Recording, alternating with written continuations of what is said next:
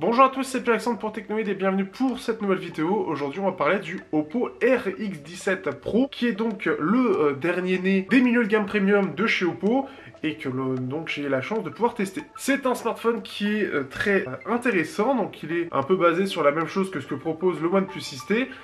En général, c'est assez lié. Et aussi, c'est une bonne évolution par rapport au Oppo R15 Pro que j'ai testé il n'y a pas si longtemps. Il est vendu 600 €. Il a droit donc à un double capteur photo, donc le même que le OnePlus 6. Sauf que la grande particularité, c'est que cette fois-ci, il reprend la même chose que le Galaxy S9, à savoir donc l'ouverture qui peut changer de 1.5 à 2.4 selon les conditions. Vous avez ça. Vous avez enfin sur la gamme Oppo R l'apparition du USB-C avec la SuperVOOC que vous avez aussi sur l'Oppo Find X. Ça, c'est super cool quand même pour 600 balles, c'est une bonne avancée. On a le côté goutte d'eau pour l'encoche, et on a un capteur ici, un capteur 3D, TOF, pour le côté 3D, mais on en reparlera, mais pour l'instant, il ne sert pas à grand chose. Tout de suite, unboxing.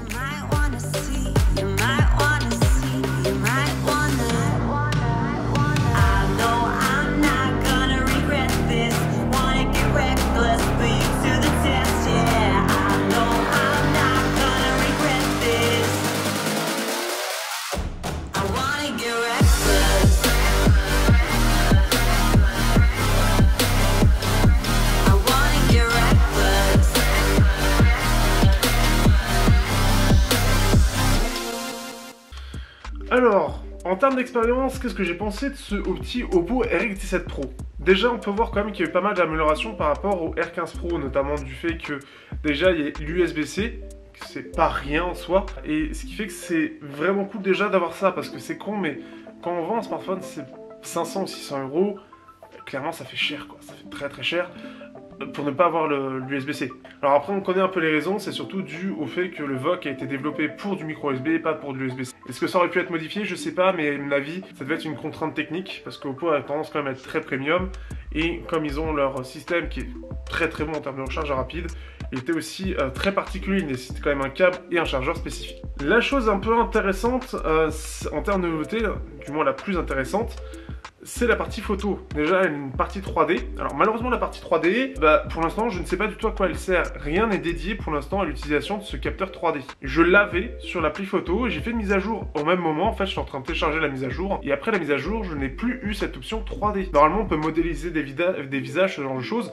Mais apparemment c'est plus disponible. Soit il y avait trop de bugs, soit il y avait un problème, mais en tout cas, peut-être des problèmes de brevet, mais malheureusement je ne l'ai plus. Et ça c'est un gros problème. Le capteur photo, c'est toujours la même chose que ce que propose le Oppo R15 Pro, ou encore les OnePlus 6, OnePlus 6T. Donc on est toujours sur ce même double capteur 16 et 20 mégapixels, pas de zoom, et surtout, la grande nouveauté c'est surtout le fait qu'on peut l'ouvrir en 1.5 ou 2.4. Mais le truc c'est qu'au final on est très limité en termes d'amélioration de la photo. J'ai pas l'impression que ce soit vraiment plus détaillé ou quoi que ce soit, et ce qui fait qu'on est toujours dans les mêmes problèmes que ce que j'avais avec l'Oppo R15 Pro en termes de détails. Ça c'est un vrai problème. Par contre, on a, alors ce qui est connu sur le nom Night Shift sur la partie photo du OnePlus 6T, qui est le même système, ce qui est le mode nuit tout simplement, appelé sur ce Oppo. Et le truc c'est que, en fait, c'est mieux. Ça permet d'avoir quelque chose de plus contrasté, etc. C'est le même système que ce que propose Google avec le Pixel 3, etc. Donc ce qui fait que c'est mieux, mais c'est pas incroyable non plus. Enfin, on n'a pas le côté waouh que ce que propose le Pixel 3, qui est vraiment très très impressionnant. Mais je pense encore une fois que ce sont les capteurs qui ne sont pas faits pour avoir quelque chose de très performant de nuit, et qui fait que ça limite beaucoup l'intérêt. Ce qui fait qu'on va, en fait, le mode nuit du Oppo va être vraiment le mode nuit de ce qu'on attend sur un smartphone à 600 € et en auto en fait, que ce que propose un Galaxy S ou quoi que ce soit. Ce qui fait qu'en fait, si je compare avec le Meizu 16e, et il fait des photos qui sont à peu près pareilles, mais avec 3 secondes d'attente. 3 secondes de pause. Ça paraît bête, mais c'est un gros impact au final à l'utilisation. Et c'est là où on se rend compte qu'il y a vraiment une limite sur le capteur. Mais au-delà de ça, en plus de ça, le mode nuit a un autre problème. Et ce qui fait que je vais pouvoir parler d'un autre mode que j'ai pas trop compris, mais c'est presque le même principe.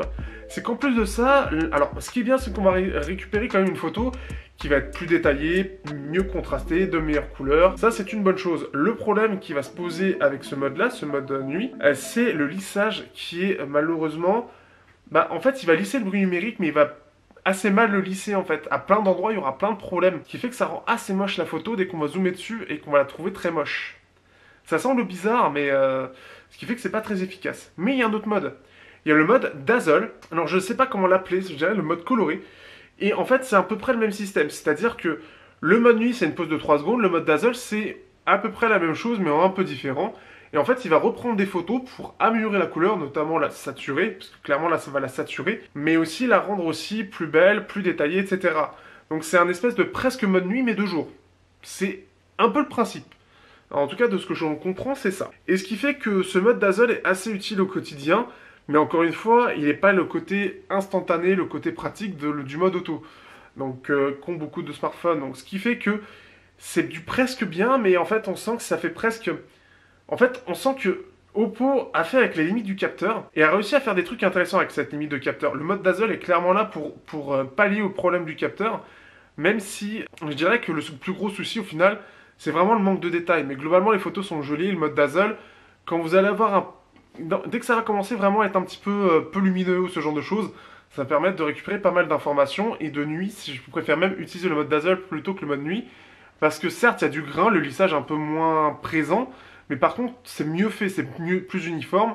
C'est-à-dire qu'on va avoir du grain un peu lissé, un peu amélioré, un peu effacé, mais de façon uniforme et pas un espèce de lissage total avec quelques endroits où il doit y avoir trop de grain ou quoi que ce soit. Et ce qui fait que ça fait un espèce de pâté de bruit électronique dégueulasse, à moitié lissé. Et ça, c'est vraiment le truc qui fait que c'est mieux au final d'utiliser le mode dazzle. Il est en fin de la stabilisation, on est toujours sur du 4K 30 fps. On a la disparition du jack d'ailleurs. Donc ça, c'est aussi une chose qui est un petit peu dommage. Sachant qu'en plus de ça, il utilise une puce audio qui est la AK4376, qui est utilisée par beaucoup de Vivo, déjà, de Vivo milieu de gamme. Et Oppo utilise ça, donc ce qui fait que AK, c'est une excellente marque d'audio apparemment. J'ai pas pu en utiliser encore de smartphone avec AK à part celle-ci. Il y avait d'ailleurs l'Alcatel Idol 4S qui a exactement la même puce d'ailleurs, et je l'ai découvert bien plus tard. Et en fait, là, le son est carrément mieux en fait. Le son est vraiment de très bonne qualité. Pour vraiment les gens exigeants, la puce audio est vraiment bonne.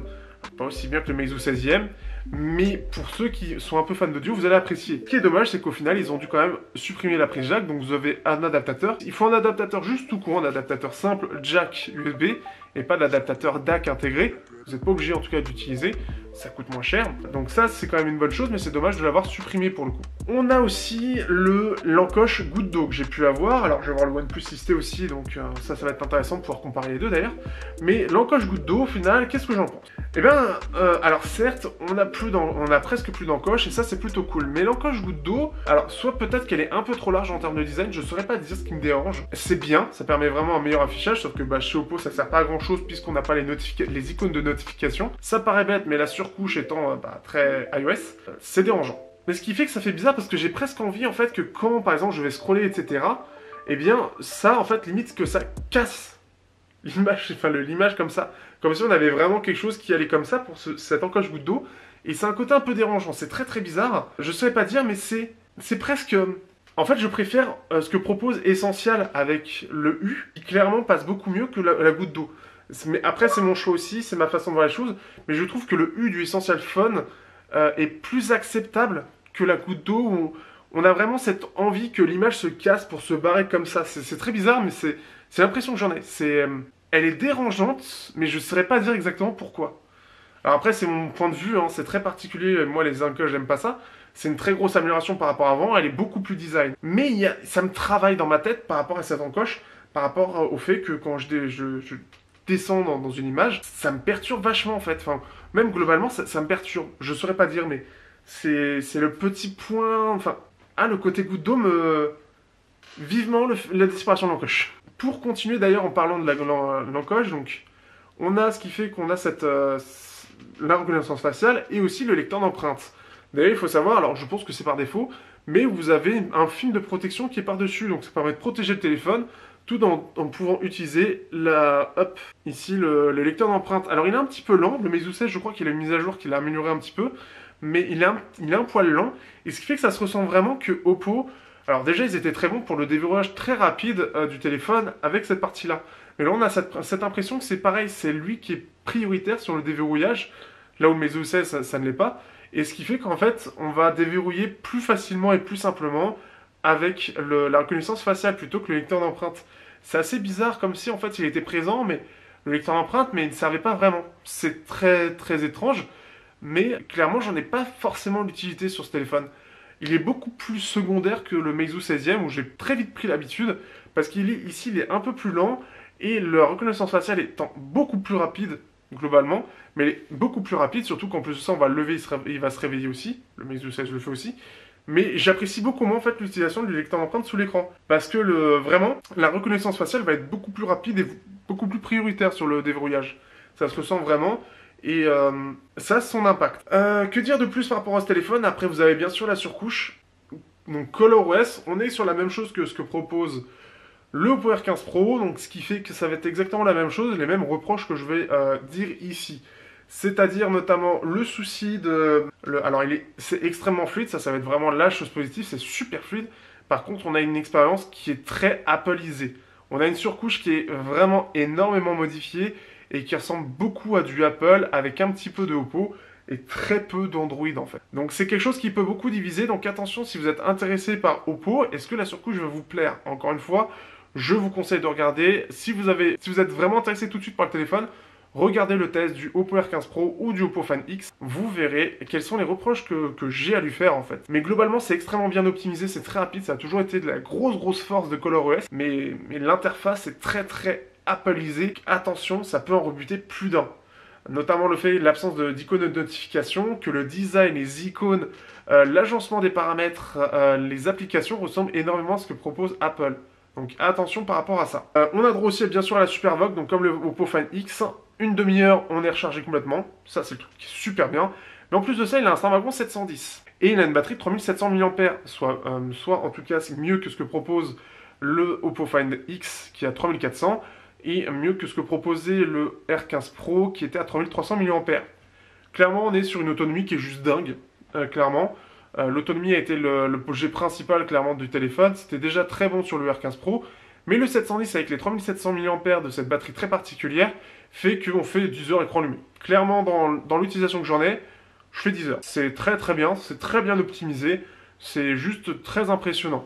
Après il est difficile d'avoir une réalité exacte sur l'autonomie, j'ai dû calculer avec l'utilisation qu'on me donne de chaque application, mais clairement c'est très difficile à... Enfin, ça se voit en fait à l'utilisation que c'est carrément mieux que le R15 Pro. Quand je le sens en fait, vraiment quand je suis à 10 heures écran allumé, je le sens tout de suite qu'il est difficile d'arriver aux 50% en fin de journée. Quand je vais au travail avec, en fin de journée je suis à 50% quand je sors de mon travail, alors que la plupart du temps, pour la plupart des smartphones, j'étais déjà à 50% à 11 heures et à 15 heures je recharge parce que je suis à 30 ou 20%. Donc là-dessus, il est très bon en termes d'autonomie.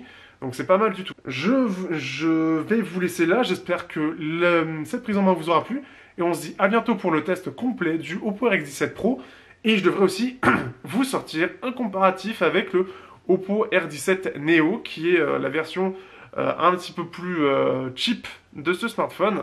Et ça peut être intéressant de les comparer justement. Allez, à bientôt et on se dit... Et puis merci aussi des tipeurs, j'y pense, il faut que je fasse plus attention, mais on en parle en live normalement qui va arriver.